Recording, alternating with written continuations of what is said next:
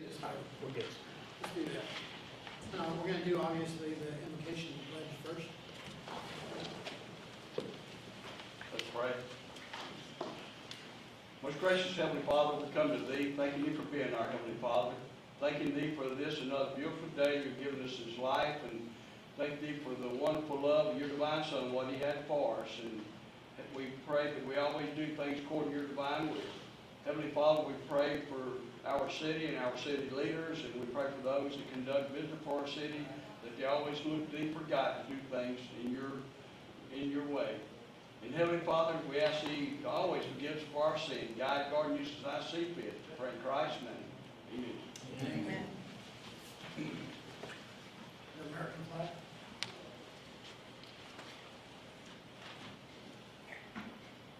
I pledge Allegiance to the flag of the United States of America, and to the republic for which it stands, one nation, under God, indivisible, with liberty and justice for all.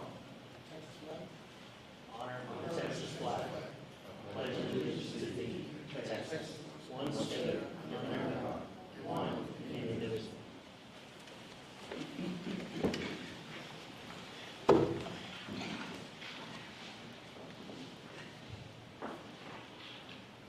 Okay, we're going to open it up for public comments. These comments typically are for, just for the public, not necessarily for the people that are involved with the variances. So do we have any public comments at all right now? None? You want to sign up for them? Okay. That takes number 3. Number 4 is consideration possible action select a chairman.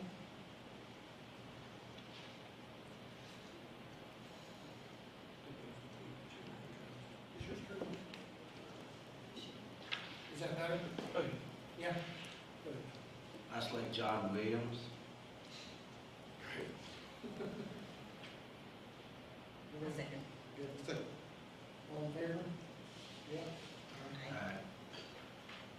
Okay, number 5 is consideration and possible action on the application, and I know I'm going to murder these names, I apologize, by Mr. Doctor and agent for Magnolia? Is that correct? Are they here? No, I'm going to present this. Oh, okay.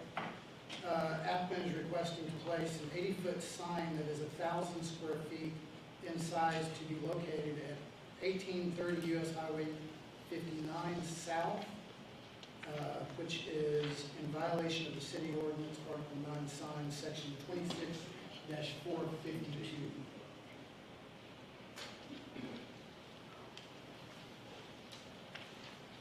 Good morning, everyone.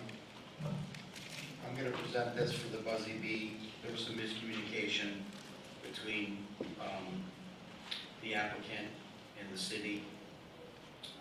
Sir, could you state your name, Morgan?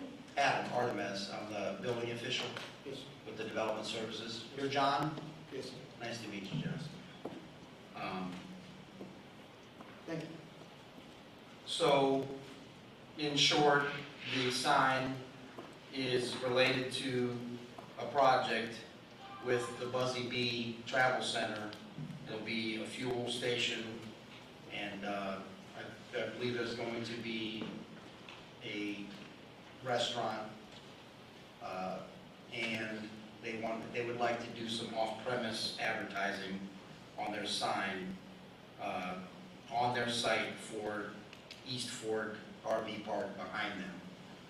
And they would need to exceed the height, which is limited to 50 foot in our sign ordinance, and the size, which is 1,000 square feet they're asking for, and our restriction on that is 160 square feet.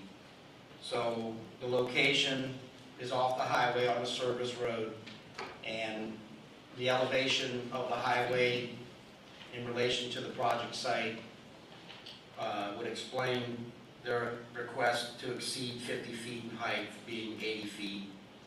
And the size of the sign would be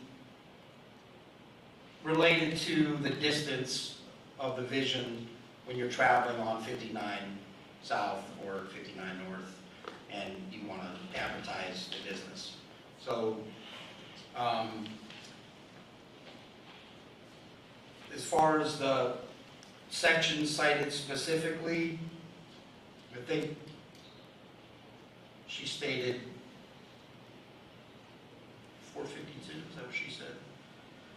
Let's see here. Yeah, 26-452, and I'm not sure if you are able to navigate the board with me on a device under the rules for signs, but ground signs under 26-452,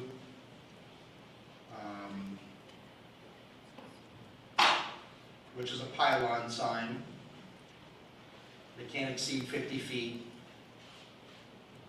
And on the size, let's see here, she didn't cite the size. What was the size?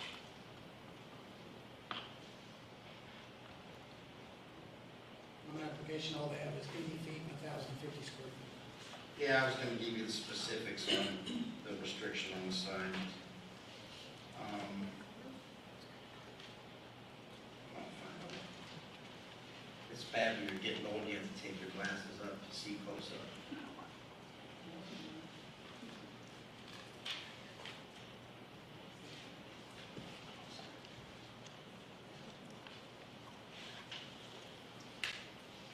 Is there any specific reason why the sign would be out of the? Oh, I'm sorry, it's pole signs, B, item B. I did find it here. One pole sign with sign face area and may not exceed 160 square feet. That's a quick summary, but I'm sorry, John, go ahead. Is there any specific reason why, why the sign is out of that much measurement being to the code? Is it some reason that it has to be bigger or changing the specs to most average signs? There are other signs off 59 that are exceeding these requirements, and they are more than likely achieved through variances throughout the course of history with Cleveland Yes. because of our sign ordinance being restrictive. And that's the short answer. So have we considered new growth? Are they offering the city any kind of revenue? on Yes, making the sign? this is a good development. It's positive growth for the city of Cleveland. They've worked with the city of Cleveland on developing in Cleveland, and this project is moving forward, and there's a commitment.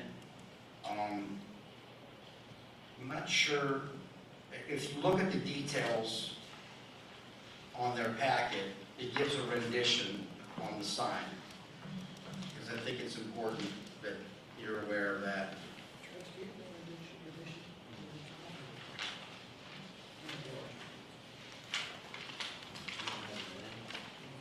Under victory signs and imaging,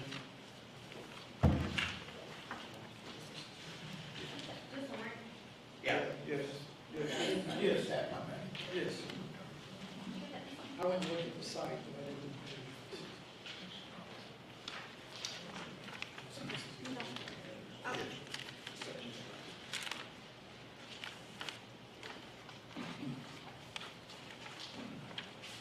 Were you able to all find it? Yes. Okay. So, it's a pretty standard sign in relation to a business location to advertise.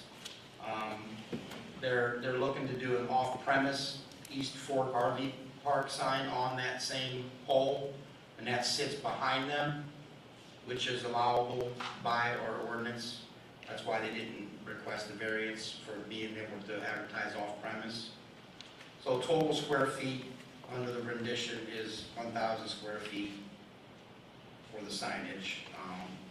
And the height at 80 feet I don't think any of this would present some uncommon visual, appearance when you're traveling on a highway. It's not like it's a monstrosity or anything. It's pretty standard and typical. With the other signs that I was explaining that have been achieved through variance process, there's the Quick Trip that recently was constructed. I believe Love's has a sign. There's multiple signs, all 59, that have exceeded 160 square feet, and probably the height requirement, a restriction. And you said outside advertising earlier, but. at least- Off-premise. Yeah, off-premise advertising, but looking at this, it still can be advertising in regards to everything at that business park and at the RV park, correct? Yeah, the only off-premise is East Fork RV Park. That is, Which is right behind it. it's I mean, right behind it, I mean, directly it's- behind it. Yeah, Yes. looking at it, you're not gonna know that's off-premise. You could say it's all tied together, or maybe get that impression, but it'll be on their piece of land. So is the RV park coordinating with this business? Yeah, they're requesting. Yeah, They're requesting, It's so part of, it's two I different. think they made an businesses. agreement, yeah. The owner and the other owner of the properties. So you could do maybe an affidavit and waive the city code, and maybe between the two businesses, they could pay the city of Cleveland something for taking that extra 30 feet of height for the other business to accommodate. What they're doing is trying to get two signs, they're trying to get two business advertising out of one. Off-premise, Yeah, you know what I mean? off-premise sign they're approved, so they don't need to request a variance. It's just be part of their application for permit if it's approved by the zoning board today. Well, I'm not saying variance, I'm saying something like a compensation for the city in order to use that compensation in other areas, to do some landscaping around the sign, that goes towards the city for advertising. Just like I do my business, if I do a web page, I have to pay so much a fee for my company, if I got trucking or dozers or blah, blah, blah. It seemed like they could pay some kind of fee to the city that we could use this. Well, they're If- now, okay, we do so- sign fees, correct? Yeah, so to They're gonna answer, have permits for every one of those. yeah, so to answer your question, John, at this point in time, the only fee that they've incurred is requesting this variance, the $200, because I can't approve this application for permit if they come to the city right now, because it's in violation of their ordinance. So at the time, if this is approved today and given the variance, the exception, then I can accept permit and take the application. And there is a fee related to the sign installation. For 200. So. No, there's a separate permit It's a fee permit at fee. the time. Will that be three different fees? You have, It'll be one fee. It'll be one That's fee. what I I'm- believe it's how it's gonna be calculated. I don't have the schedule in front of me, and I can't, recite it off my memory. I'd have to look it up, on my phone real quick, So and does see this- what the does permit this- fees are. Does this, Adam, does this count as one, the entire sign, does that count as one sign, or is that that's gonna be? what I'm asking. or is It's that one gonna sign be permit. 5 different permits? Yeah, I don't know if they break it down to off-premise as a separate fee. I think it's one sign. And that's where John was going, is because it's advertising different businesses on this one sign, I'm assuming you're It's gonna have different these sign different permits. applications. Yeah, but, yeah. Different sign permits for, So you want 5 permits? Yeah, if it takes a fee, we need those fees for the city. We'll collect the applicable fees in the permitting process. That I can tell you. It's gonna be in our fee schedule, and I can look at it. That's. If we could address it that way, I wouldn't see a problem.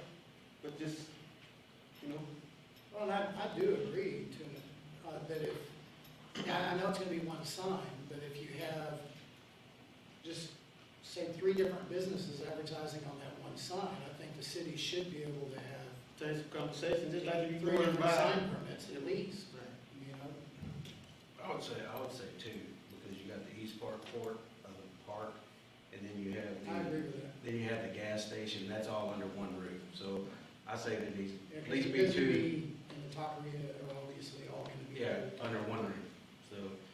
So 2 permits. I'm checking to see if there's a breakdown under separate between the signs on off-premise. And what was the reason they didn't show up today? A miscommunication between the city of Cleveland and the applicant. So, the fee is $75 on our fee schedule for a sign. It is one sign. So there's no other fees that I can see that would be related to this installation. And sign permits are issued separate from construction, so, obviously there's another fee related to their construction of the project, of the building, the structure, the site. Of course, the whole idea of a sign is to advertise the business. That's right. The more business they get, the more sales tax the city receives as well, so there it is. And, As you can see, the sign permit, $75 is not a lot of, Yeah. the sales tax that we're gonna get for additional advertising of that sign. Yeah, it's permit is gonna be more than what an extra sign permit would be. And our RV park's gonna get obviously more business also, which is entailing Correct. Bring in more customers. bringing more customers. And I'll add this, that was pointed out to me, it was reminded to me by Edish, there'll be related permits for electrical also, because they're gonna energize the sign, so there'll be an electrical permit related to that too. Well, and where this is located, it's kind of an odd situation being off the freeway where it is. They're gonna have to have the height, To be seen. yeah, to be seen. They're not right up against the freeway like Love's is.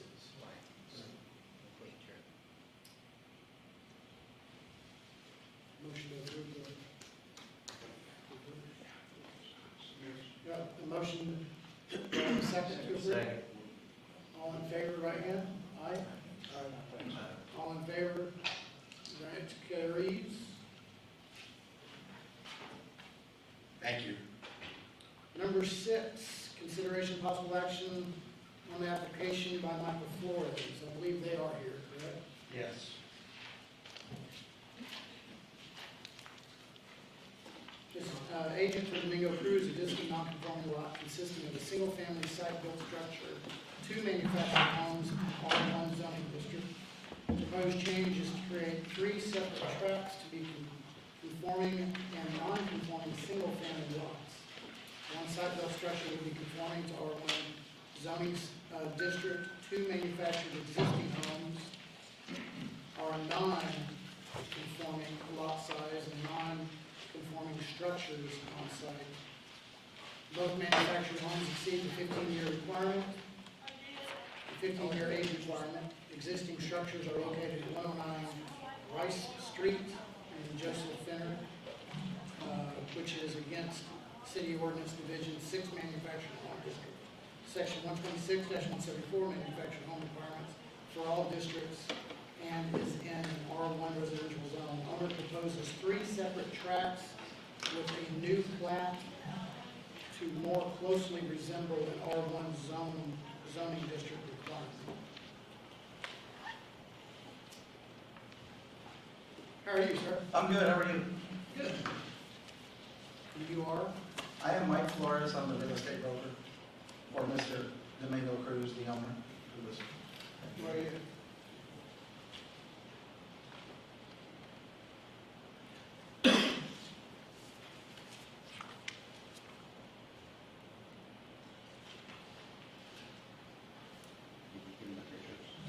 Okay, Mr. Flores. Okay, so I have, this is the before pictures, and then this is the after pictures and a list of upgrades that he's had done since he purchased it. So I'm gonna do those, and I'm gonna say which is, that's the before stuff a little bit, but.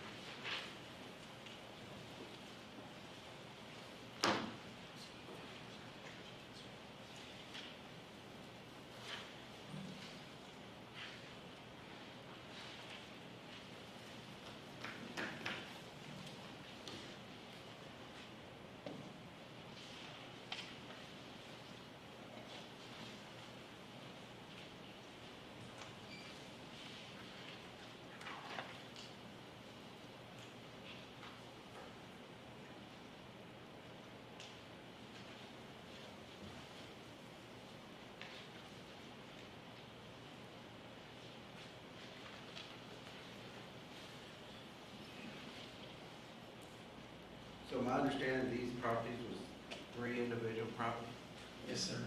and then, you separated them, or they always been 3 individual, or you separated them out and put the fence in between them? Yeah, you know, when I started this process, it's probably been a couple months ago, that I put them up for sale, thinking that they were already 3, because they looked like 3 with driveways and everything was separated, the water meters, the electric and all that stuff. Got a contract on the house, and then when I took it to the title company, is when the issues like, oh, this is like one piece.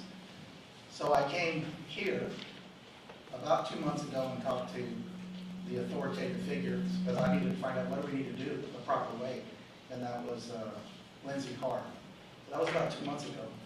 So this has been ongoing, so when she told me what to do, I went straight down to the appraisal district, talked to them, minor replat is what she said, so, you know, get the surveyor to go out there and separate them. So we paid for a surveyor to go out and separate the 3 properties. Got it done, that took 3 or 4 weeks. Came back to Lindsay, and she said, or went back to the appraisal district, because that's what they said to do. And if it wasn't for the one question I asked on the way out, she scanned everything, and she goes, no problem, we sent it to the county, and, you know, everything is fine. I asked, well, Lindsay said it'll take about 5 days, what do you think? And so she said, let me call. She called somebody on the phone, and then she says, you know, I could tell there was questions and like issues, and she said, oh, you need to go back and talk to Lindsay. So I came back here, sat for, because I wanted to find out, what do we need to do? She was at lunch, I sat right out here, talked to this gentleman for at least an hour, just visiting, waiting for her to get back, because I mean, I just wanted to know, what do we do to make it right? And Lindsay said, it was a Wednesday afternoon, and she said, I'm off tomorrow, I think all we need to do is I get my legal department to change the verbiage, and everything's good. I went back to the office, later that afternoon, I emailed her and said, thank you very much for your time, I'll call you on Friday, because that's what she said. Called her on Friday, she didn't ever have a voicemail that was ever set up, and she didn't answer me. So I called a Peyton somebody at the county on Friday afternoon, and because she gave me, the lady down there gave me his card, his or her card, and they called me back on Monday and said, hey, we don't really do that, but you have to go back to Lindsay. So we came back again, and she said, just get them to separate it into 2 pieces. So we did that, brought it back, and I think that's when Mr. Cruz met with, I think it's his. that's me. It's his, yeah, it's your mic. That's okay, go ahead. Keep But going. anyways, so we were separating into 2, because that's what they said, because they weren't 7,500 square feet on the other 2 lots. So the surveyor's like, Mike, you know, they might give them a variance, but we had a contract on the house. So this lady is like waiting, and she's about to back out. And so I'm just going to Lindsay, like, what do we do, you know? And so I was following every procedure that she told me to do, and yet it was all wrong. And then when we met with Adam, he was gracious enough to say, Mike, you and me would just come in and let's go over all this, because I had no clue what was going on, and that was a couple weeks back. So you didn't have a survey on this when the place was bought? No, I wasn't a part of that part of it. So let me re-ask the question. So when Mr. Cruz purchased this property, he didn't have a survey No. when he purchased it? He No. purchased it without a survey? Yes, And never did a survey on it? no, You paid cash, yes. so there was no title exchange of, No, it was at the title, no, it was at a title company, it was at Tarver, title company when he purchased it. And when he purchased it, did he purchase it as one complete piece of property, not 3 separate properties? One piece. So he wasn't aware when he bought it that he wasn't buying 3 separate properties, he was buying one property, correct? Yeah, one property, so yes. Okay. And did we get, do we have separate utilities on all 3 of these? All the 3 units have separate utility, it has sewer, water, it has electric, separate driveway, separate mailbox. everything. Separate meters for all 3? Separate mirrors, everything is separate. And do they, Separate. how long have they had separate utilities? I will say over, or since they've been there, I will expect over, if I'm not wrong, they've been there since 2011. So So they had separate utilities the entire time? Yes, sir. When you purchased it, it was just, you knew it was one tract of land? It's just one tract of land, but all separate. Separate taxpayers, everything. Personal property, Personal. Okay. personal Can't be- property. I didn't know that until all this Can't came be about. separate taxes on all three. Well, the two mobile homes have personal property Yeah, tax that's and not personal real property, property. that's not real property. Right. Yeah, real property, you only have one tax, you can't have three different taxes on it. And then that being said, you now have all three separated out and listed for sale. Yes, currently, yes, As all three separate properties. right? correct. And did you get permits on doing all of the work, separating it out? And, because you got new fences, I mean, I went by there myself personally. I put a new fence on the back of on the back of the property, and I put a new roof and on all three houses, and I put a new siding on 113, and I paint inside, you know, do some activities on the floor, change a couple toilets. And did you pull permits? No, sir. I mean, not speaking up, but I don't think the permits for the upgrades, but you had to have a fence permit to separate each one of them out. Yeah. But You don't you- have, you you don't have a fence permit. No fence permit, no, So sir. you didn't pull any permits whatsoever? No, sir, I didn't think I need it. I didn't think I need it because, I understand that, you know, I didn't know that I need a permit to put a fence on the property. Do you buy property? Bruce? Huh? Do you buy investment property? Yes, sir. And, I mean, I hate to be so blunt about it, but if you buy an investment property, and you got one tract of land, and you're buying that one tract of land, I don't care if there's 20 houses on it. At some point, to separate it off, you're gonna have to replat it to get three tracts out of it, or 4 or 5, or whatever it is, and you're gonna have to get permits to do it. Does that make sense, or? And being that on the old pictures, there's no fence there. Well, it's a chain fence around the property, But but it's not privacy, it's not This was privacy. just recently, he put that fence in after Lindsay said, yes, this looks good. And then the fence that separates the two was just put in like 2 weeks ago. Is this the new appraisal plan? This is what they give you? Yes. So y'all paid to get this? Oh, yeah, he paid a ton of money. To We've get done it it twice. We've done this, and then when Lindsay said this is gonna work, we had the surveyor do 2 pieces, because it wasn't 7,500 square feet. So you went and replatted it. We had the surveyor do it, yeah. So they came to Lindsay. She came to Lindsay and she said, do this, we did So it. they done what they was I let the asked to do. surveyor out there, the whole bit, and then when that didn't work, she said, it's not 7,500 square feet, you're gonna have to go just do 2, and then we'll try to get a variance later. So I'm calling the surveyor up going, and I hate to do this, but, you know, I'm begging you to, that's his job, but it takes time for him to do that. So now he's gonna pay him to do it that, and then she says, that's not right, you gotta go back to the other thing.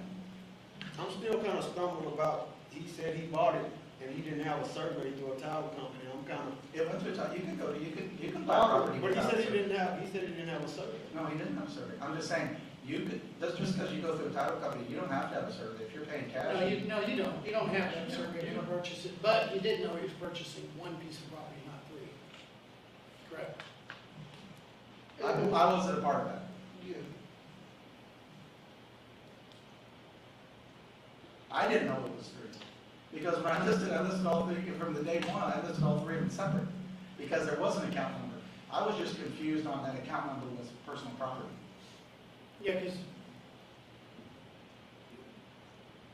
You're a realtor, correct? So I don't do, I'm from the Woodlands area. I don't do a lot of. So in Harris County, it's really easy. In Harris County, on the website, it says real property and personal property. It said, they're very distinguishedly separated, you know, in Harris County. And,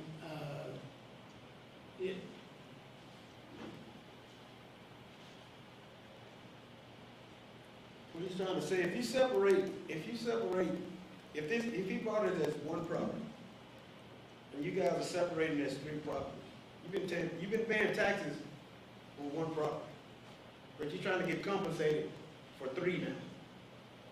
There's something's been misguided in between. Well, no, the reality is, this is money, this is an investment. Is That's that, what all this is. that's What it boils down to, is you've done an investment property, and you've separated them out without going through the right procedure. with no permits or? Well, the And permitting I part- agree with What- Travis. The permitting part, I've been with RE/MAX since 1993, in the Houston area, in the woodlands and all that. I'm not really familiar with the personal property difference, because I've never really had to deal with that. I got to deal with single-family homes, I mean, we just pull it up, list it, you know, put it in the system, get the pictures, and do all the due diligence for that. So I wasn't familiar with that, but I also do things the right way, which is why I've been here in this building probably 6 times. And if you go back and look at all my emails to Lindsay, it's numerous, with no response, by the way. And then calling here, I'm gonna send you back to her voicemail, and there is no voicemail. She didn't even set her voicemail up, so I'm constantly up here. What do we do? That's all I wanna know. What do we do it the right way? That's what I want to know. And from the authoritative figure, for 2 months, we were given the wrong information, obviously. Well, I'm building 46 houses in Stafford, Texas. We're doing the site work right now. And my street builder is not completely ready yet. And my customer, he's ready to proceed with the vertical. We got a 10-foot spacing in between the street and the road. And I told him that I could start building 10 at a time if I had a CAD file. A CAD file means that if I need to do 10 at a time, they got 5 feet variances between each house. So you got 5 and 5, so that's 10. Texas Professional does my survey. They told me that I need to get a form survey and a lot survey, so they could go to the end of the property and plat each one of those lots, because we're gonna sell them separate, 46 of them. And I don't think it's different with being 3 or 46, that you gotta have a form survey, and you gotta have a lot survey to separate them. My engineer, they couldn't give me anything without a CAD file to separate this. Don't have anything to do with Ms. Lindsay, I don't think, if it was being done correctly. Well, that's the problem, I think that, you know, Well, the city. still, I disagree with that, because I came to here numerous times, like, what do we do? I don't know what we do. No, I do a lot of understand. business here. I just said, you're my leader, you're the one that is directing us what to do, numerous times, But you've been RE/MAX for how long? since '93. And you never did a survey or anything like that before? Not a replat, no. Not really? No. I've been a broker since 2000, Yes. you know, I mean, I have knowledge of what I do. Yes. And if I don't, I go to somebody and say, what do we do to make it right? Which is exactly what I did. Here's where I'm at with it. I think the 3 lots they're all 3 separated. They have their own utilities here. I say he pays for the fencing permits or any permits that need to be fenced, or any permits that need to be purchased, and we move forward. And I'm gonna add to that, I think that it, to me, sounds like that, our building official and city manager just kinda got stuck with a mess. But, where are we at on, what permits should have been pulled? Do we know, Karen? If I could speak to the matter on some of the facts, yeah, I'd like to present some information to the board. I did some research on This, and as Michael stated in Domingo, they did come to the office a couple weeks ago, and it was presented to me. And I think it's important that maybe I present to you the chain of events.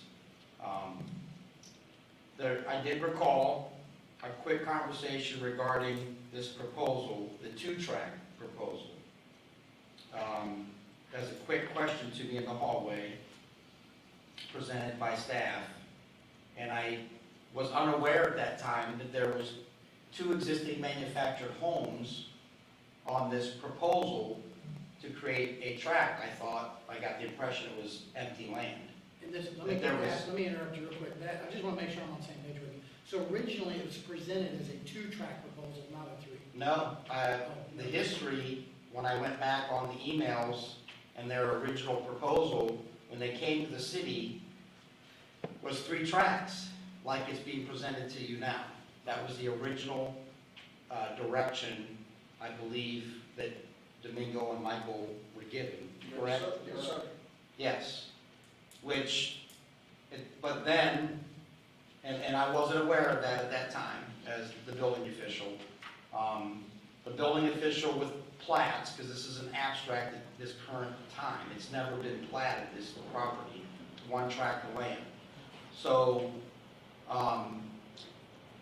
the city manager with any plat has to sign off on that plat.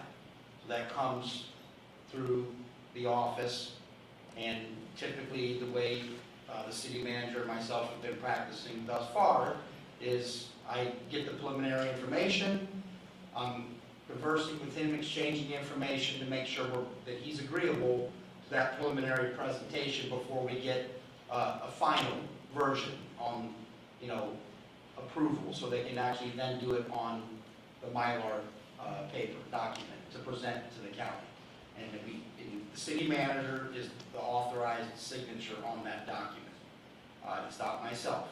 So that would, in theory, the protocol would be, Mike would come to the office, he could start with, at the time, the development services manager, that was part of her role and duties, and then it would come through me to present to the city manager. It didn't work like that in this situation, unfortunately. So I think there was a little disconnect and maybe some customer service issues that we're dealing with at this point in time. So again, now to bring you up to date, a couple weeks ago, he walks in the office, he presents this 2-tract, survey as a plat, and I see that the surveyor identifies these 2 manufactured homes, and right away I flagged it, like thinking, well, wait a minute, I can't let you have this. We let me back up to this, because I don't think I think it's been stated, it's R1, the zoning, first of all, we've established that, right? Okay, so it's R1, so R1 is, the requirement of R1 is site-built construction. There is no manufactured homes permitted in an R1 district, according to our ordinance. So when I saw the manufactured homes on this proposal of 2 tracts, 1 was conforming, as it's stated on the consideration. We have 1 proposal, of a plat, portion of it is compliant, because it's a site-built, single-family home. It's over 7,500 square, it's like 11,000. So that was obviously okay. But in considering a plat in its entirety, 1, 2, and 3 tracts, tract 2 on this proposal showed 2 manufactured homes. And again, I flagged it thinking it's R1. I can't have 2 manufactured homes. Plus, it's not zoned for that. And the age of them, they appear to be over 15 years of age. There were multiple issues that went through my mind. Utilities, are they separate? In our manufactured requirements are the skirting, concrete runners, making sure we have parking, and that they're tied down properly to meet the wind speed requirements for our region.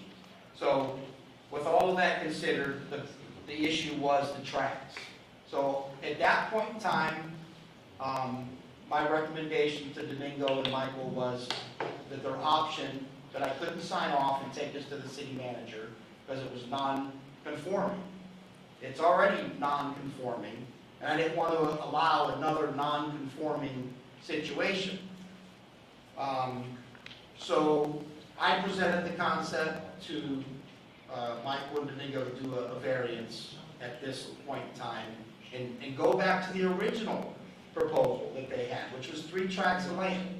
And at least it more closely resembled an R1, but the exception would be today that they're manufactured homes, over the age of 15 years of age. So, and there are no concrete runners. The parking is there. The wind speed tie downs, that could be, I could be given a report, he could have somebody come in and be sure that they're tied down properly. The sewer, I think this is an important fact to mention to you, because you question utilities. Mr. Domingo Cruz testified or gave testimony to you that there were separate utilities at the time that he purchased them. That in fact is not true. There was one utility for water, for 109 Rice Street. But Well, who gave him the permit to get the other three? 111. I think that's important to disclose to you. I got the record from permits on 128-22 and 39-23. These 111 was activated. So the manufactured homes had one account. They had 1 meter for servicing both units. A water meter? A water meter, yes. One water meter. So there was 2 water meters already, from what I'm understanding, So one for the on this home. site. One for the home and One for the one for the 2 manufactured trailers. Is that correct?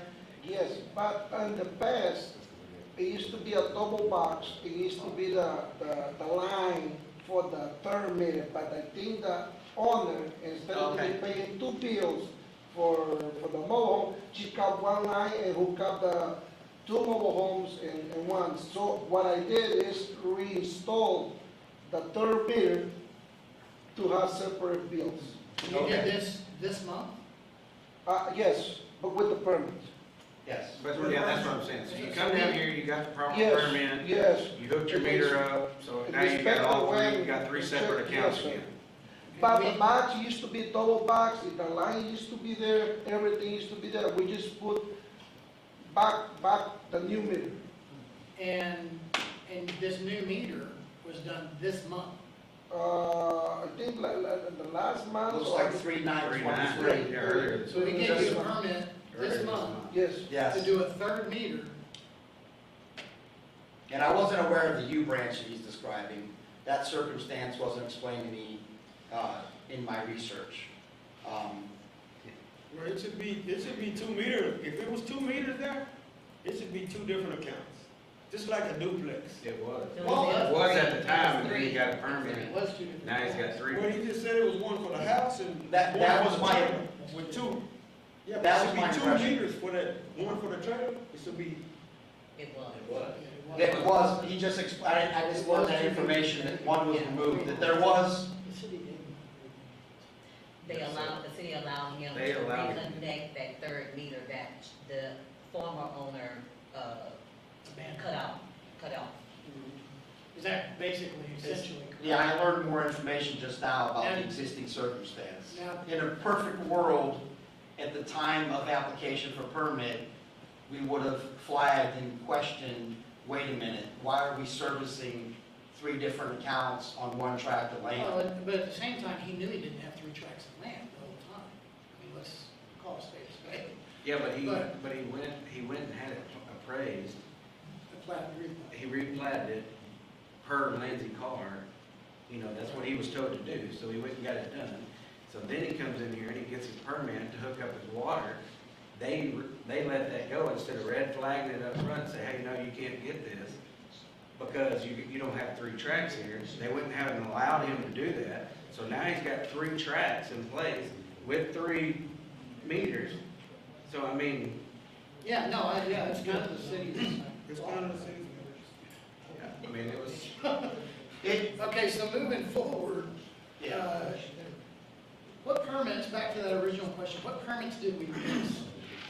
Or permits did we what? Did we miss? What permits, I say did we, let me It rephrase. appears on the surface, the one permit that he didn't obtain would be the fence permit as of recent. It's a fairly new placement, and I'm not sure if he was aware of the permitting requirement, but I would say that if this consideration is approved, I would definitely want to see him obtain the fence permit. That's what I. And not multiple, I think, because there's 3 fences, if I'm not I was out there the other day, and I'd have to look at my video, but I think you did 3 fences, correct? I did two fence, between the manufacturing homes. And then you redid the other fence. Outside the perimeter of the. I did basically, L and the separation between the two mobile homes. Correct. So it'll be 2 fences for 2 different properties, so I think you owe And then the he city redid for the 2 other- the other permits. fence, that would be 3, he did that other, the L on the other property too. So the 3 permits, 3 fence permits, and what else did you say, Adam? I'm sorry. If the board approves the variance, I think, I would like to do an on-site inspection of the actual manufactured homes themselves. I have not been inside these units. Our ordinance does allow us to have the right to enter the units, the building official, at time of application. I think it's important that I would inspect the condition of the improvements that he made to maybe determine if there was other permits that should have been obtained. He did get the water service permits. And I think I want to add some of my concerns to the utilities, the sewer and the water. In practice, like standard sewer and water services, you have your lateral that typically goes to your home on the sewer. If, in fact, this was an existing situation, I've got concerns about the connections of the sewer if there's only one lateral that it's tying onto from these other 2 additional manufactured homes. If they are, in fact, tied together on one line on the private side and then leaving the property from one lateral, that should be documented in some form or fashion on his deed, by the description or a dotted line for future buyers, Like an as-built. for servicing. You know, his- A plan and profile need to be shown of the connection to the city tap of the 3 services, showing a straight line. If they have 3 different cleanouts, we need a plan and profile. If the city go out there for repair, water. not the city, the owner, whoever purchases these properties. I don't want to have the situation of them finding out that they can't cross over and make a repair or service their line for clean out.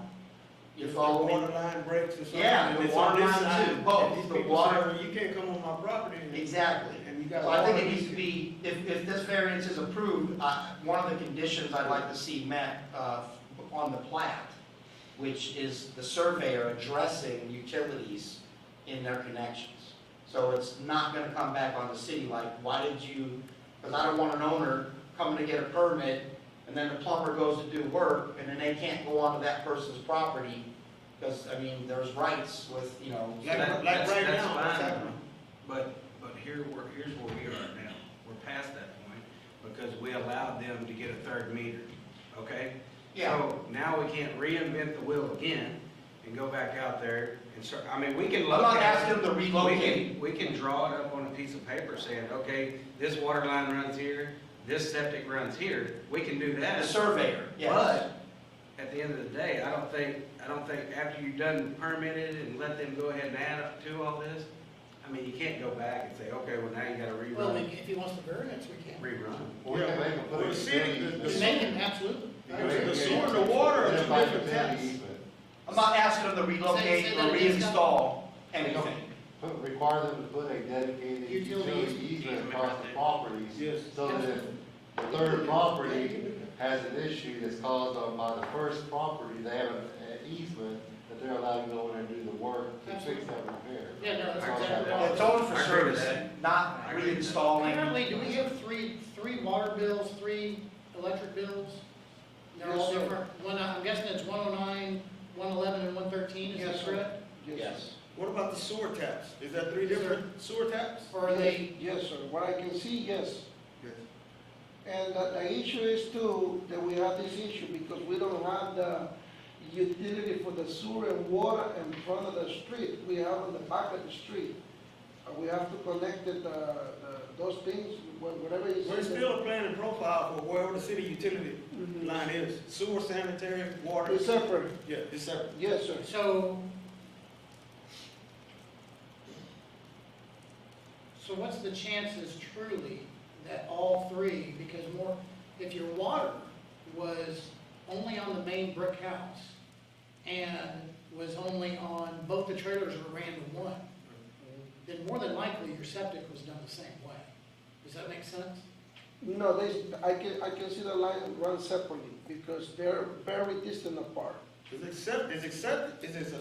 public sewer, isn't it? Yes, Or the city? It's public sewer, not septic. Yes, Yeah, public, okay, public sewer. yes, sir. And you don't think those lines are ran together? No. But we don't know that for a Because fact. even the water, they used to never run together. The only thing that you did is to save one bill, they hook up in one line, but it used to be separate. And you think it's three different 1/3 or 1 inch lines going to 3 different meters from the city main? And not crossing, Not crossing another with a 1 inch line on top of the property. Oh, no. You should have a 1 inch coming for one trailer, you should have a 1 inch coming for the second trailer, and one for the structural house. Are you sure that it's 3 different 1 inch lines coming from the city main? You talking about the sewer? No, the water. The water, yes, I'm pretty sure. So, Separate.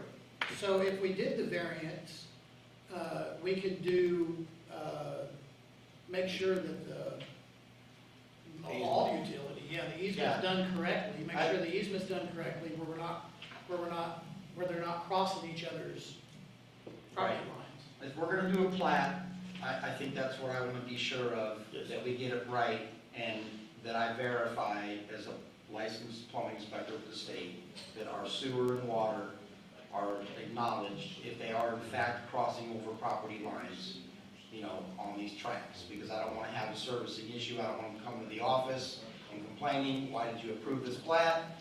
I can't service my sewer or my water, so I can verify that on site and follow through on these conditions, if those are the conditions of approval. So if we do those as a condition, and then, the permits that were not obtained, you have, how much is a fence permit, do you know? I'll look it up. And if we didn't obtain the permit, it's double that amount, correct? It's a double fee, yes. So, $75 for a fence permit. so you'd have 3 fence permits at $150 apiece if we did double the amount. You follow? Is it 2 locations, the fence, or did you install fence on the No, site though? only two. Okay. Look at the pictures. The I house, got a video on there. the house, I never fenced the house They because just recently did the one between the 2 mobiles. That's what I'm saying, but it's on 3 different, Oh, okay. you see what I'm saying? Yeah. It's 3 So different. now since there are 3 Oh, different properties, Okay. you gotta have a permit for this property. Oh, okay. Is there a fence in between the site though? It was already there. And, okay, so you, in theory, only the back lot line of the 2 and in between. yes, sir. I would say that's two permits. permits. Yeah. That's, so, so the other condition then would be if we decided to do this, I would think would be paying for any permits that he didn't obtain, and paying the, doubling it. Previous. Yeah, doubling it. Right.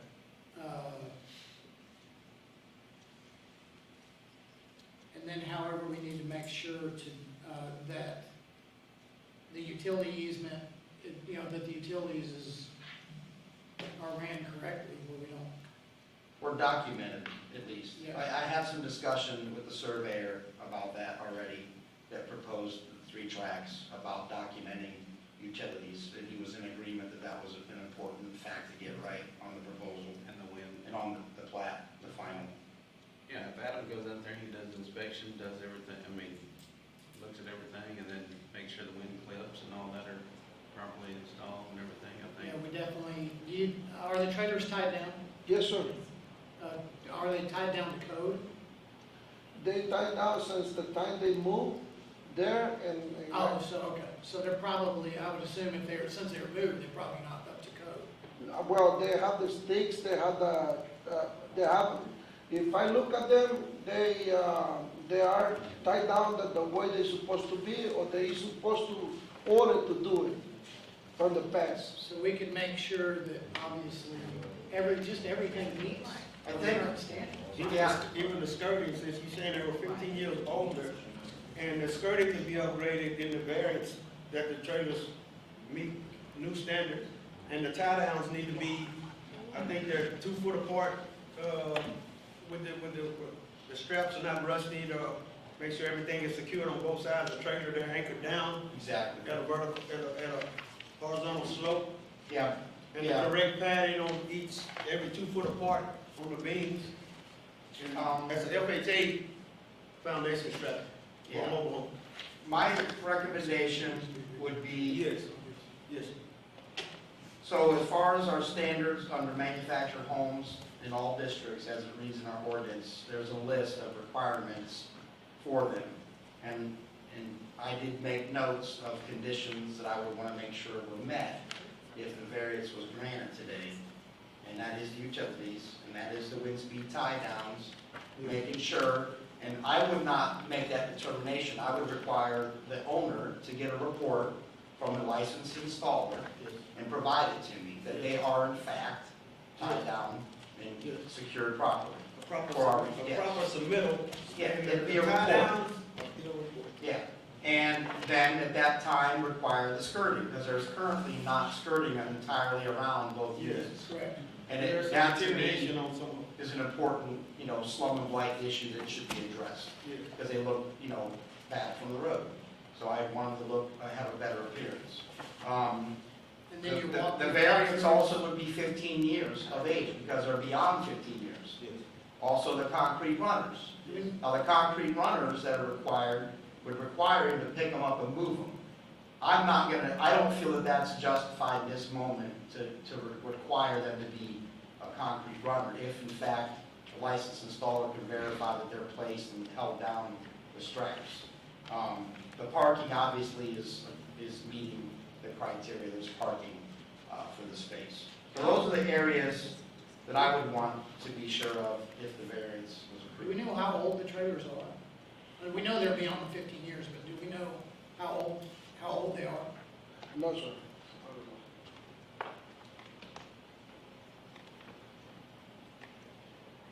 Scott, anything else that? Can I bring up another issue that concerns me about this, if you don't mind? I think that this variance today, I think it's important for us to document on record what it means if it is approved today. Because I've given consideration to this, I spoke with legal counsel about my concerns about the zoning, because it's R1. So how does that present if in fact this is approved today and a new owner buys it, and now they own a non-conforming, again, property? If we agree to these plats, we've just created another non-conforming track 2 and 3. Track 1 is conforming, that's not an issue, but track 2 and track 3, in fact, according to our ordinance, it's not permitted to have a manufactured home in an R1 district. So I think it's important for us to document on the record, or maybe even record that in the deed, in its description, to a potential buyer, knowing when they purchase this property that they're buying something that's non-conforming.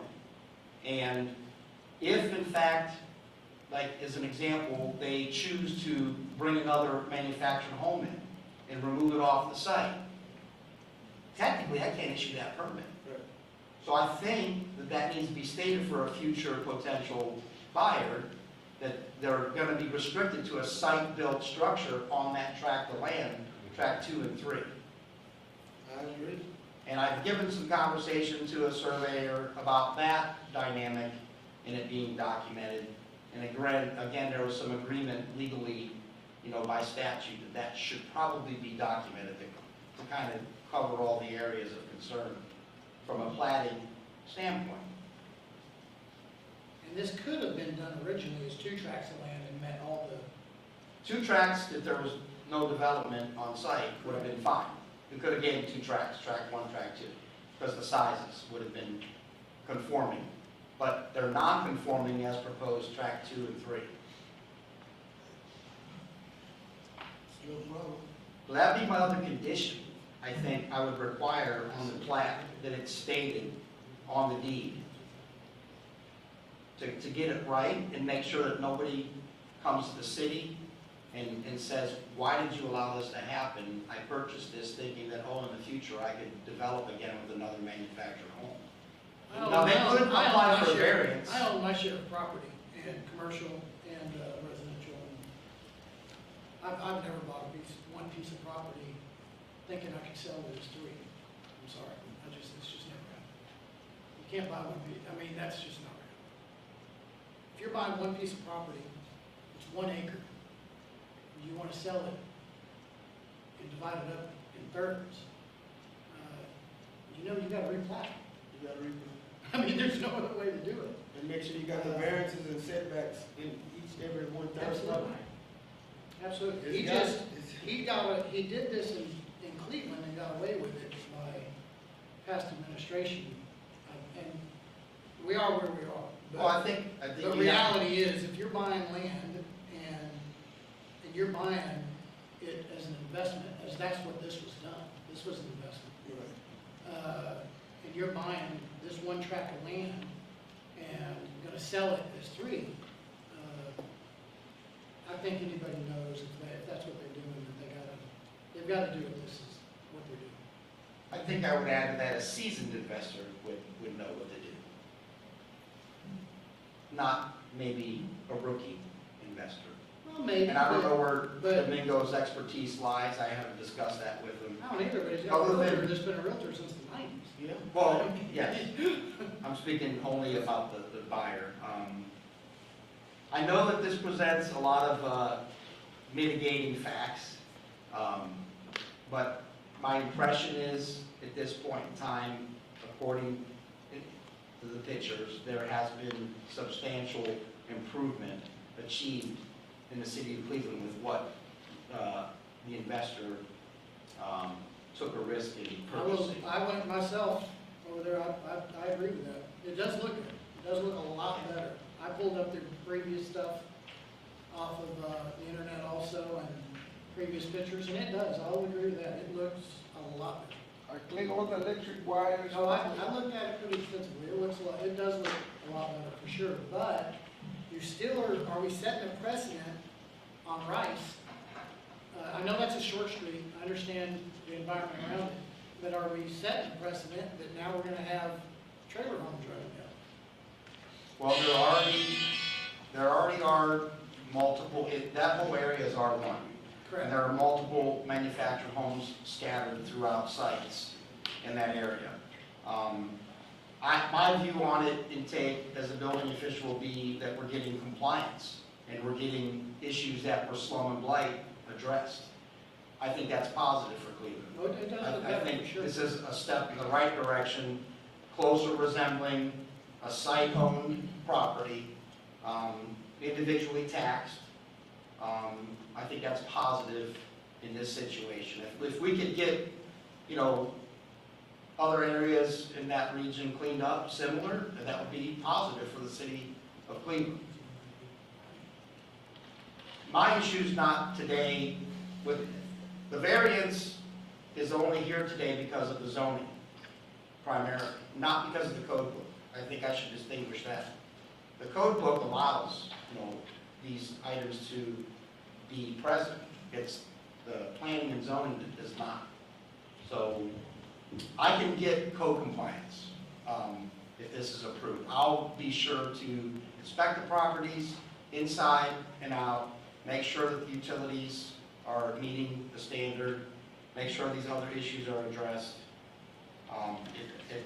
If the variance could be approved in that manner with those conditions, with the concerns that we've discussed today. So my question is, so if it's approved, and whoever buys one of these two mobile homes and decide to upgrade to another mobile home, they wouldn't be able to, They'd have to get a variance they'd have to get. to get a manufactured home brought in, remove and replace. They can remove and build, site build, single family. With no problem. Right, which there's enough room, the width of the lot, the depth. is big enough to do a site-built structure, which you never know how this could play out. I mean, 5, 10 years down the road. The one trailer, from my research, appeared to be a 1985 model, which is pretty old and outdated, but if he's made the right improvements and I can inspect that, then it should, it's a safe dwelling. And,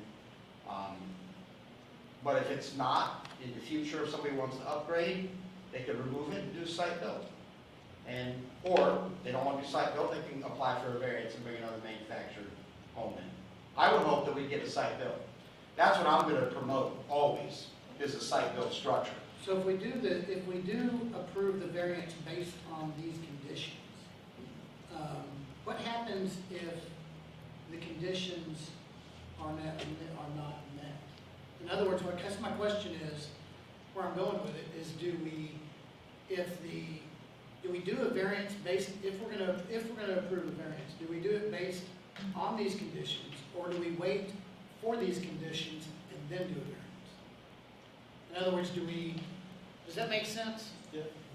In other words, do we say? We'll give a hey, variance due to his inspection. If If you his do inspections these- don't pass, or he does inspections, and then we come back and we revisit this again, and he says, okay, everything passed, and then we give the variance. I would Fred? think the variance contingent On his that, inspection. on those That's inspections. what I. And once everything gets into compliance and meet those requirements, then he can approve. Then he it. releases it. Well, Okay, fine. but if they don't meet those, if he ends up not meeting those Then he requirements, doesn't get the he variance. doesn't get the variance. Fred, what were you gonna say? May I speak? Yes, absolutely, Okay. 100%. Does everybody know who, I introduce myself. My name is Fred Terrell. I'm a council member here at the city. And back when this city passed the election to go to zoning, Philip Cook was the city manager. He called me and asked me if I'd serve on the zoning committee, and I did. That was a very difficult job. You take a city, your city limits, you're gonna break it up into what's R1, residential, R2, multi-duplexes, commercial and industrial. It's a very tough job. So trying to be fair and honest about it, you come to an area like this in White, you had a home and 2 mobile homes. You could very well designate that as R1 and tell the 3 people in the mobile home, you gotta move out. You just can't do that. And so it was kind of put into plan that after so many years, and I'm not sure, if 15 years is it, then That's what the cutoff. so it's kind of like you've been there 15 years, and you want to bring another mobile home in. That's the whole way to get rid of that that mobile home in a residential area. It was planned to do that. Now you're all new members on this variance committee you're on, board you're on.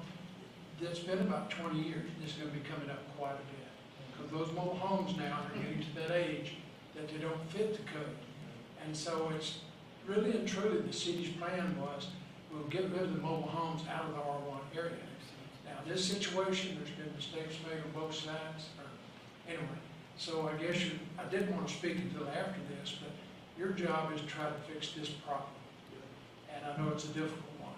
I understand inspecting a mobile home, but like you asked, what are you gonna do if it doesn't follow to standard?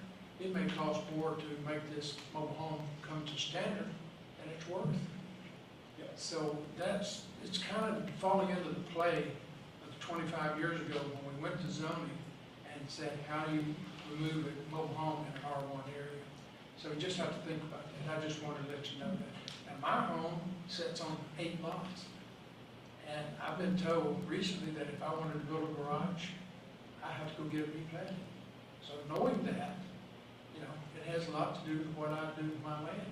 But that's the area we've gone from where we had lots to where you now have to replant it and to do that. So if you bought something, I guess the first mistake, if you buy anything without getting a survey, you're getting it. I hope I've helped you out. 100%, actually, yeah.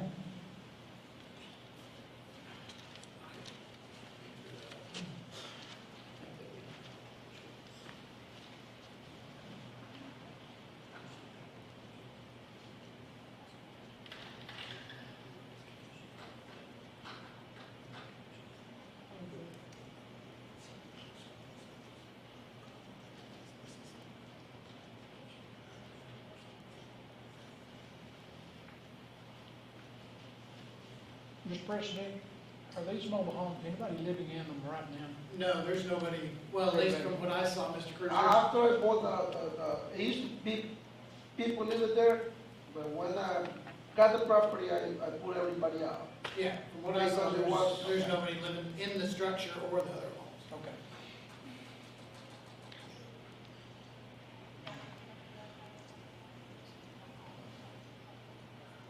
So, just to make sure that we're really, really clear, if we do the variance, Adam, it's gonna be contingent on these contingencies that we spoke about. And Fred brought up another point. The 15-year on the trailers. Now, because we're doing this variance, are these trailers gonna be able to, because we know they're obviously older than 15 years, but are in 15 years from now, or because we're doing this variance, are these trailers gonna be able to be there forever? I think as long as the manufactured homes remain on site, they're gonna become a non-conforming status again when the two tracks are created. But again, if they remove them from site, it's a new improvement, which is subject to the new standards. And that is by the statute, because I recently navigated the complexity of the law with an existing mobile home park and of a requirement of concrete runners for new placement. And there was some back and forth, and that was thoroughly reviewed with Mary Ann Powell and myself, the legal counsel, about how we proceed and hold them accountable.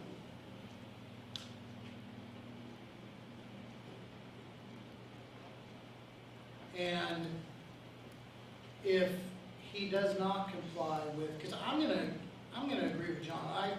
I'm betting, if we really actually looked into utilities, they're probably not gonna be ran correctly. Originally, the way this was done was you had the main structure and then you had two structures put on the property that we could rent out.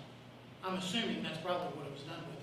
That's how I would have done it. I would have bought the properties, to rent the one structure, rent the other two out, as an investment. So, more than likely, these lines are gonna cross. I think These so. Plumbing, yeah, they're gonna And cross. if I can't I determine think that, John's correct. if I can't determine that on site, because obviously they're underground, Domingo Cruz can contract with a plumbing contractor or somebody that can have the device to probe the line and identify and locate where in fact it is running to. And I may need to require him to do that, to determine I the think sewer. that's a good idea. That's gonna avoid the problem, just like we talked about earlier, where you can't come on my property to fix your line. Yeah, That- I don't want that circumstance to happen. No, we can't have that. Anybody. And, I want them to have the right to service their line. well, I know it's asking more for you. I hear you over there, but at the same time, you bought a piece of property. Yeah, but what about if I leave it like that, like a big piece of trash, like it used to be? Well, the I mean, it used to look like a piece of trash, that property. I got that property be empty for over a year. I've been trying to look better, and what I'm trying to do is sell it to individually, person who's gonna be taking care of each property.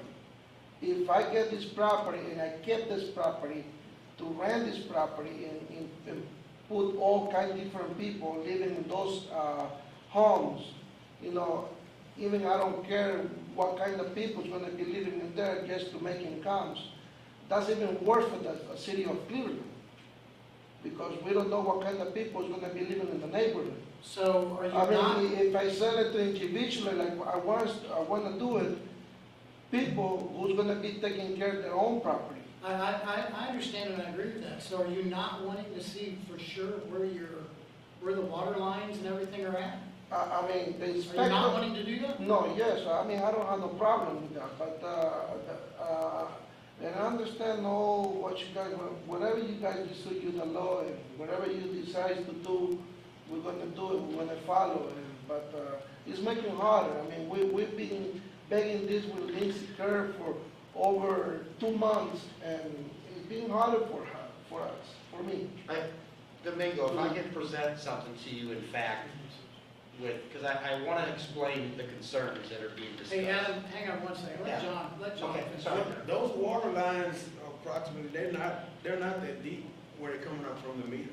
You can take a sharpshooter and pretty much dig down to that main line coming to that meter and see if it's actually two 1-inch lines coming from the city main. I do it all the time. I mean, you The can. water might be, they're usually not that deep, yes. Well, That's- I'm sure it's not gonna be that easy. Our concern is legal aspects. It has nothing to do with Mr. Dominguez.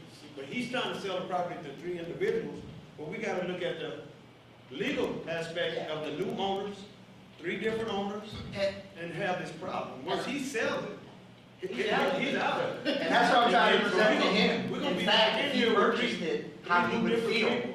Yeah, I if mean, he couldn't service his line after he bought it. that's right. Because how, if you purchased those, and you didn't purchase one of the other properties, would you feel good about it as you an I understand, owner, but for not now, being able to even, service your line? excuse me, for now, even if you buy the new residential with the new restriction and stuff like that, they put anything inside your property, and they're allowed to go anywhere and do whatever they have to do, No. and you don't say nothing. No, that's No, not. that's not not how it I works. would hope not, I would hope not in this city or any other Because city. they just, That's what we have in. I live in Springfield. Kingwood. I live in Kingwood.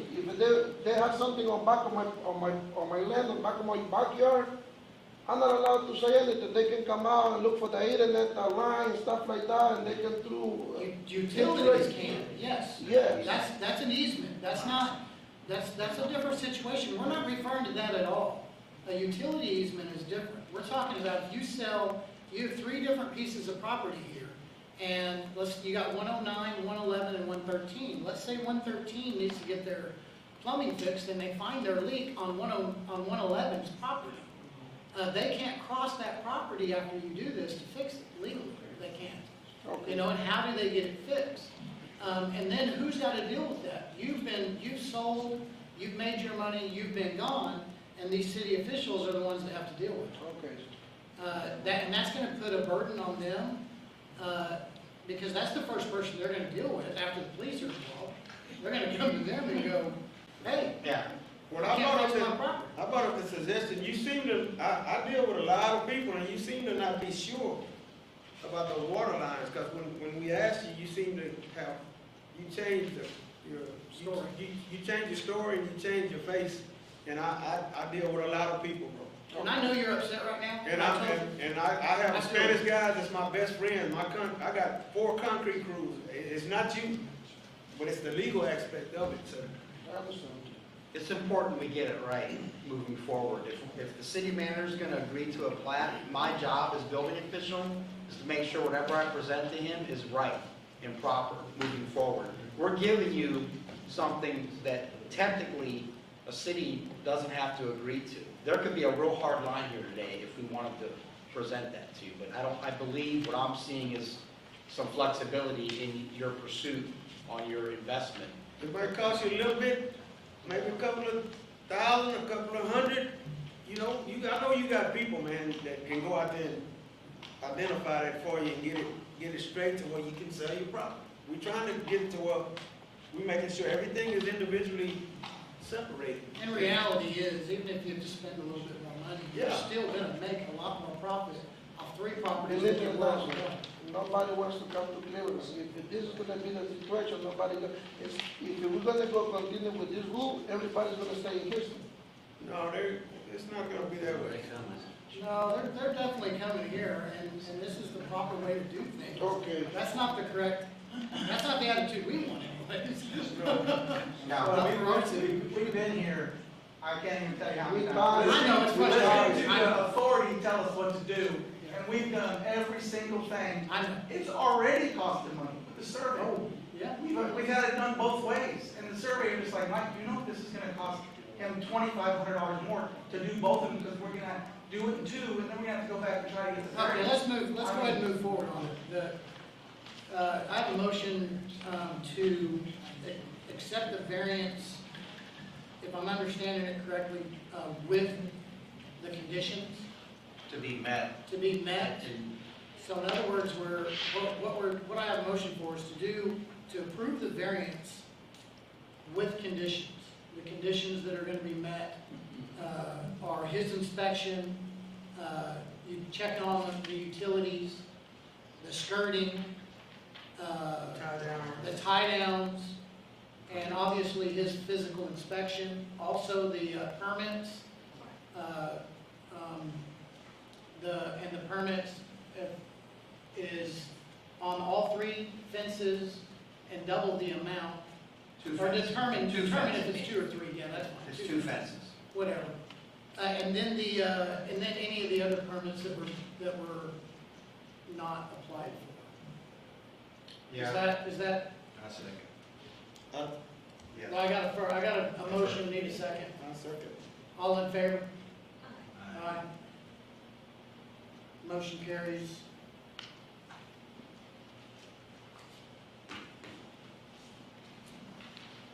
Any questions on any of that, Mr. Dominions, or Mr. Cruz? No.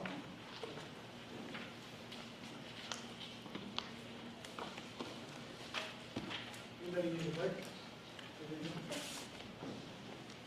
Okay, see you, Fred? Let's go. Let's roll. Keep I need a rolling. restroom break. Let me use the restroom. Let's go. He needs a break. Mark, you sure?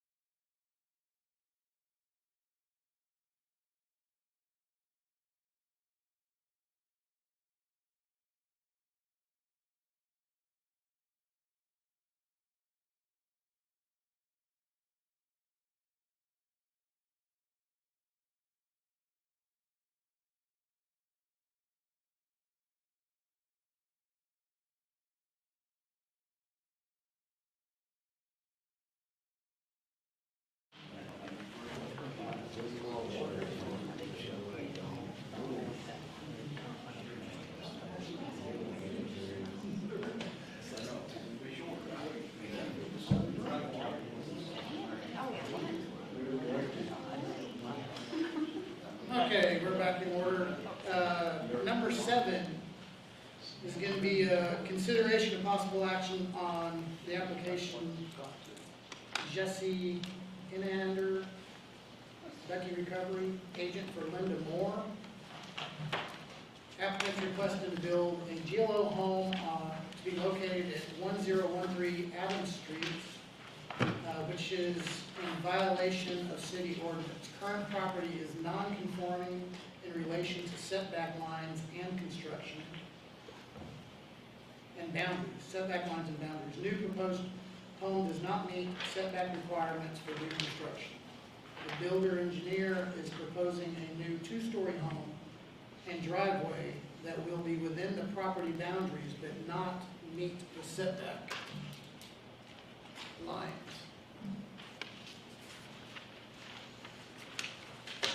We all have a copy of the survey.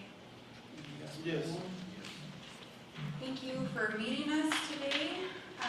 So I just wanted to kind of give a little bit of a, What is your name? What is your name? my name's Jessie, I'm Jessie Enander. Oh, Yes, so I work for Ducky Recovery.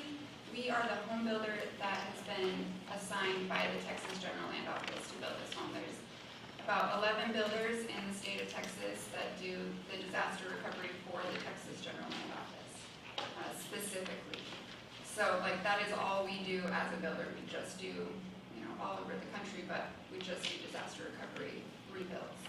So how it works is the Texas General Land Office, the homeowner, Ms. Moore, applied for a grant to either have her home fixed or have it rebuilt. And the Texas General Land Office sends out their people, I'm not exactly sure who, it's an environmental team, to assess the house and the damages to the home. The only requirements to be in the program are that you have to have lived in the home during the hurricane that is getting the federal assistance. And in this case, I believe it's Imelda. So I don't think this one's a Hurricane Harvey, I believe. This is Imelda. So the GLO determined that the damages to Ms. Moore's home were above the cap of what they are willing to do for rehabilitations. And they have said that we have to build a reconstruction, so tear down the home, build a new one. And that's because they have to bring the entire home up to code, right? So they come in and by bringing the whole home up to code, we could just build a new home at that cost. So that's why they do that, to make a safe, sanitary, and secure home. Now, if you look at the survey for Ms. Moore's house, it's unique, and the setback line, so there's a 25-foot build line in front, 10-foot build line in back, 10-foot side build line, and that's on the survey, which shows the existing home that goes over the build lines. So there's like a, I don't even know, maybe a 5 by 6 triangle that would be able to be built on if we were to tear this home down and build it as, you know, as it is. So it's unique, and so our proposal is that we build a 2-story home. Now, the reason we have to do a 2-story, because I feel like that's probably going to be a question, is in the GLO, homeowners qualify for certain square footage based on who lives in the home. So we have to do a 2-bedroom home. The home has to be ADA accessible. It's a HUD home, so it's got to meet HUD requirements. So we have, you know, wide doorways. We have to be able to fit wheelchairs and bathrooms. So there needs to be 2 bedrooms, 2 baths. So we're proposing, I think I did include the floor plan too, if y'all have that. Yeah, so that's the reason that it's that square footage. You know, we're trying to squeeze as much and go up with it. But the master bedroom does have to be on the main floor because of ADA requirements. And then if you see, there's the driveway on the left-hand side. This is actually going to be a waiver from the GLO. This is not the normal size driveway that we actually are supposed to be doing. We normally have to have a 14-foot wide driveway, but the GLO is allowing us to reduce it to a 10-foot. It's still non-conforming for Cleveland. I think 10-foot is the right, but it's because it's butting up against that property line. I think it might be 12. Yeah. I would think it's, and just I think it's 10. Is 10? Yeah, I believe that it is 10 when I looked up the code ordinance, that it is for residential construction, 10, I think it's 10 feet wide, yeah. So we did meet that, but the reason, I don't know if you can kind of see, on the back side there's a lift, it says lift on there. So we normally put ramps into an elevated home. This home would be elevated on wood piles, and a ramp clearly will not fit because it would need to be 36 feet long in order to meet the ADA pitch that's required. So we are proposing an electronic lift in the back of the home, so that if, you know, Ms. Moore doesn't need that at this time, but if anyone in the future needed wheelchair accessible entry, they would have it with that. So that's kind of why it looks a little bit funky as far as the walkways and the stairwells and where those are at. Where the land, you're talking about where the landing and the lift are? Yes, Yeah, the lift exactly. in the back. Yeah, there's a landing in the front, and I apologize, I didn't really touch on that. So it's an elevated home. The current home is on blocks, and because this is hurricane recovery program, we're not allowed to go below the existing finished floor elevation. So we have to elevate to at least the existing finished floor elevation in order to meet the HUD GLO requirements. Is it a floodway in this area? It is not. It is not in a flood zone. It's not in a flood zone? It is not. Really? So what's the elevation? So it's gonna be a 3-foot elevation from the lowest adjacent grade, so the lowest spot on the property, and that's a minimum requirement. So the home currently is like just below 3-foot elevated right now, but the GLO has a minimum requirement of 3 feet. We can't go below, and that's because we have to do undersiding underneath the houses, we do all the plumbing, and it has to be accessible. So we have to have at least an 18-inch clearance.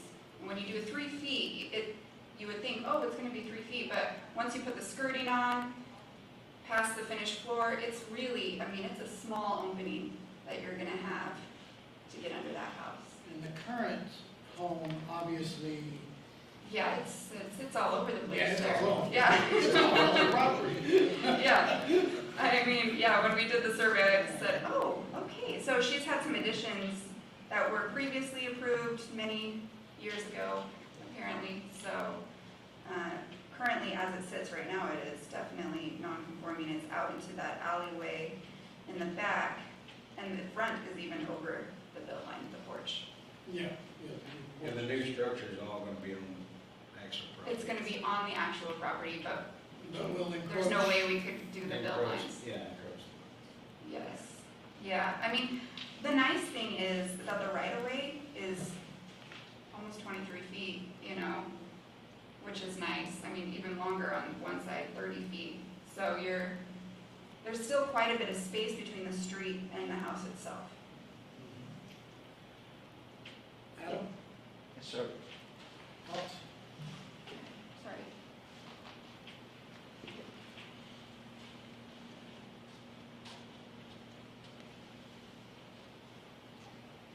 Are we, obviously, we're looking at this right currently, it's,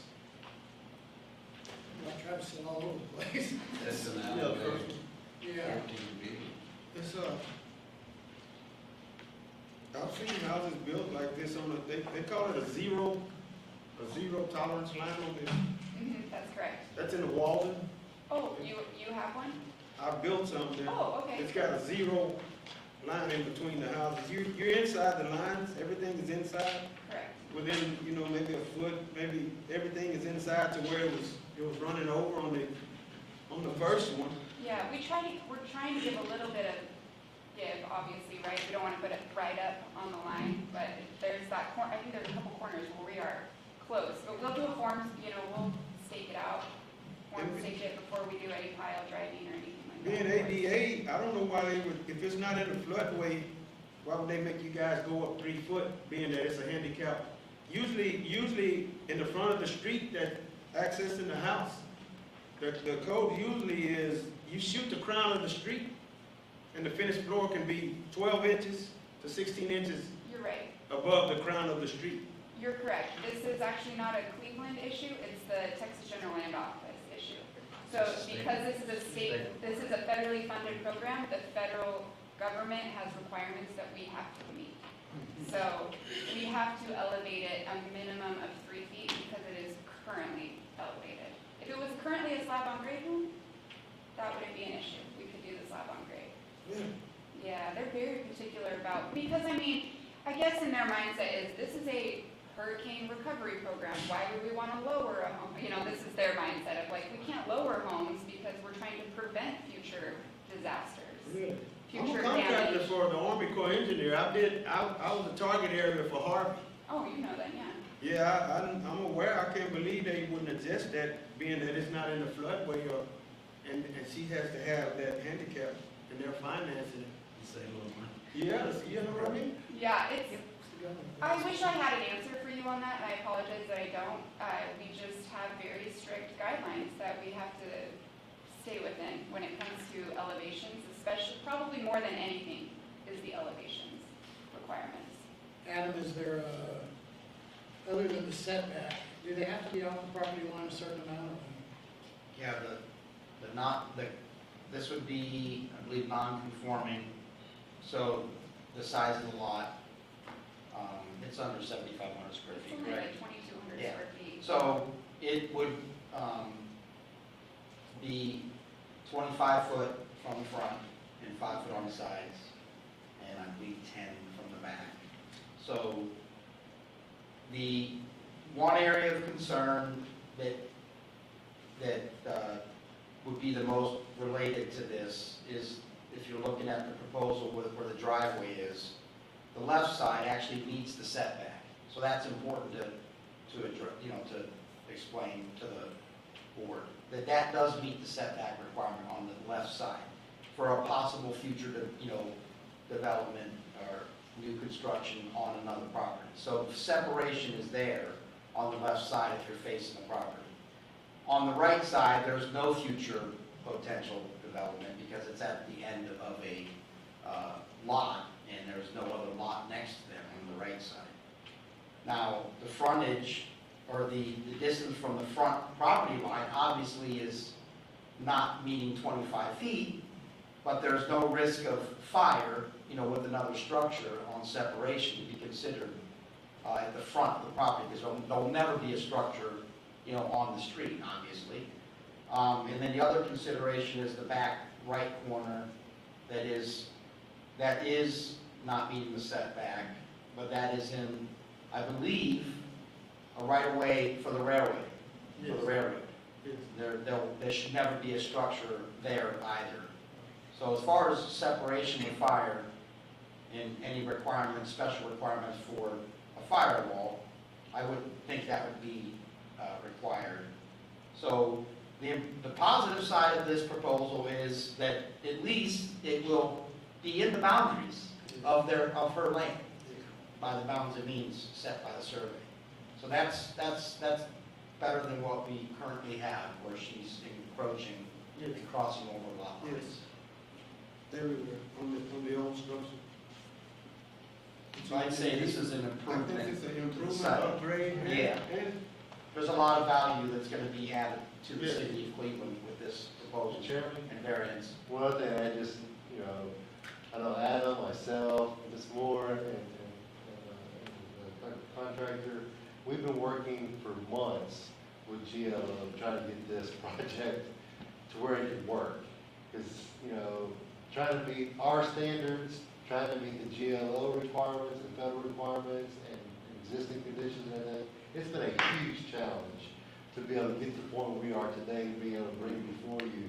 But again, I think it's one of those situations that we have a bad situation, that we're exceeding property boundaries at this point, and we've got a house that's on other property, and we're trying to figure out some way to at least make this condition the best that we possibly can, so we can move forward and give a place for Ms. Moore to have a nice place, a safe place for her to live. And so, after months of working together to try to make this, finally come up with this, I think we finally got a solution that I think at least gets everything within that footprint. Now, we do have to go back to the zero lot line. yes, Setbacks. yes. On some of the situations, but as you're aware, right now today, they're 10, 15 feet, 20 feet off this, not only off their property, onto somebody else's property. Yes. Up to 20 feet, so that's, being within their own property is a much better situation than what we currently have today. How long's that, the house been there currently? My house has been there 37 years, I've been on the property 49 years. 49 years. I kind of started out with a trade. I went and looked at this property myself also, and I actually met Ms. Moore and her daughter also. They thought, what's this crazy guy doing that's standing outside this house?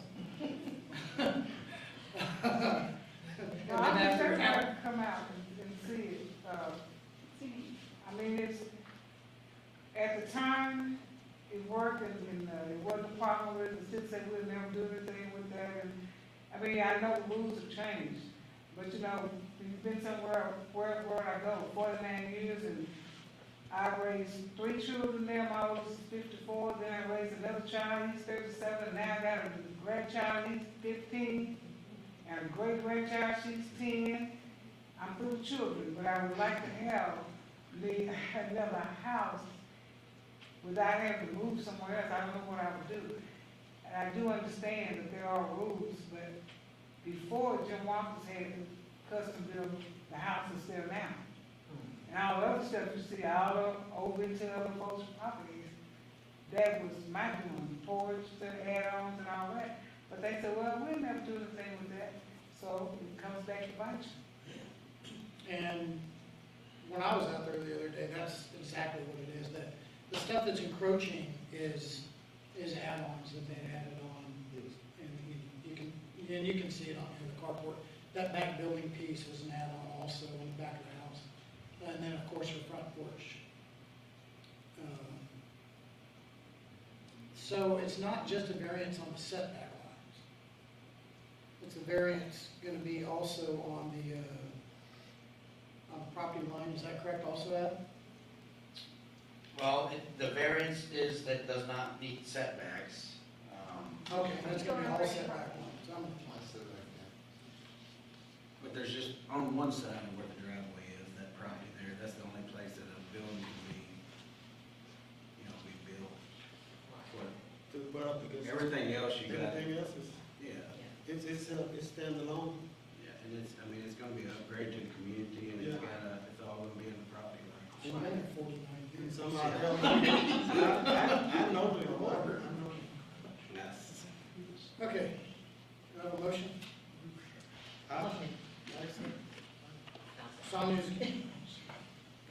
Sonya's made a motion to accept the variance. I got a second from John. All in favor? Aye. Opposed, no? All good? Good. Congratulations, Ms. Moore. God bless you guys.